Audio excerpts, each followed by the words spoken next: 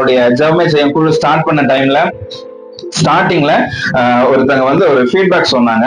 அவங்க சொல்லும்போது சொன்னாங்க, ஐயா நீங்க வந்து மெசேஜ் கொடுக்குறீங்க, நல்லாதான் இருக்குது. ஆனா ஒரு சிலர் வந்து கொஞ்சம் வருத்தப்படுறாங்க.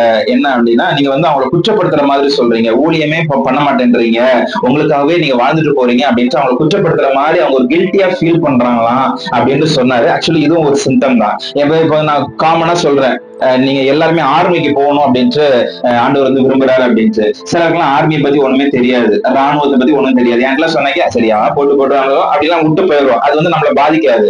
ஆனா ரட்சிக்கப்பட்ட ஒவ்வொருத்தவங்களுமே ஆண்டவருக்காக ஊழியம் பண்ணணும் அப்படின்னு சொல்லும் பொழுது அது நம்மளை பாதிக்குது அப்படின்னா, பாதிக்கக்கூடிய காரியம் எனக்குள்ள ஏதோ ஒரு விஷயத்த செய்யுது. அப்ப ஒரு விஷயத்த சொல்லும் போது நான் பாதிக்கப்படுறேன் அப்படின்னா, அது வந்து என்ன காயப்படுத்துறது, என்ன எனக்கான ஒரு விஷயம் தான், அதனாலதான் அது என்ன பாதிக்குது. இப்ப நானு ஒரு கல்லை கொண்டு எரியிறேன், இவ்வளவு பேர் இருக்கிறீங்க, ஒருத்தங்க மேல மட்டும் படுது அப்படிங்கும், மற்றவங்க அவார்டா அப்படின்னு இருக்கும், ஒண்ணுமே விஷயம் இல்ல.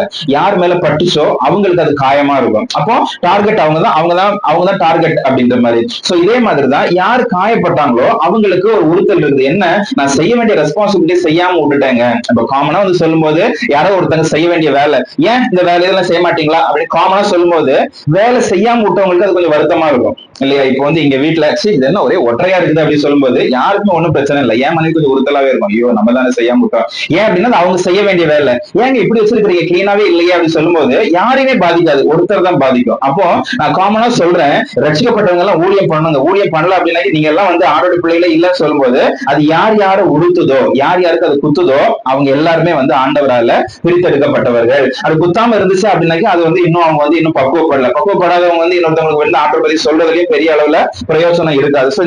நான் சொன்ன மாதிரி ஒரு ஃபீவர் இருக்குது அப்படின்ட்டு ஒரு சில டெஸ்ட்ல நம்ம கண்டுபிடிக்கிறோம். ஓகே, தொட்டு பாக்குறோம், பிளட் டெஸ்ட் எடுக்கிறோம், அப்படி ஒரு 4 பாயிண்ட்ல நான் கண்டுபிடிச்சிட்டோம்.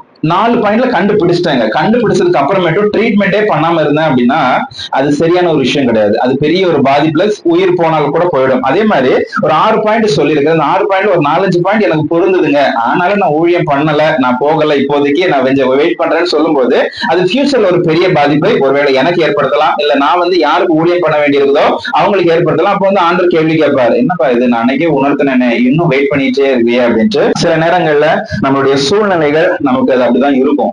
இப்போதைக்கு உங்களுக்கு உங்களுடைய கடன் பிரச்சனையோ, குடும்ப சூழ்நிலையோ, அது இது நிறைய கமிட்மெண்ட் இருக்கிறதுனால உங்களுக்கு பிரச்சனையாவே இருக்கும், எப்படிங்க இதெல்லாம் விட்டுட்டு ஊழியத்துக்கு போறதுக்கு அப்படின்ட்டு. நீங்க ஒரு 8 எடுத்து வச்சிட்டீங்கன்னு வைங்களேன், அனுபவத்துல நான் பேசுறதுனால சொல்றேன், ஒரு ஸ்டெப் எடுத்து வச்சிட்டீங்க அப்படின்னாக்கி ஆண்டவர் அதுக்கப்புறம் நடத்தக்கூடிய விதங்கள் வந்து இதுக்கு நம்ம வந்து எப்பவும் வந்திருக்கலாமோ அப்படின்ட்டு என்ன மாதிரி நீங்களும் ஃபீல் பண்ண வேண்டிய ஒரு சூழ்நிலை உண்டாகும்.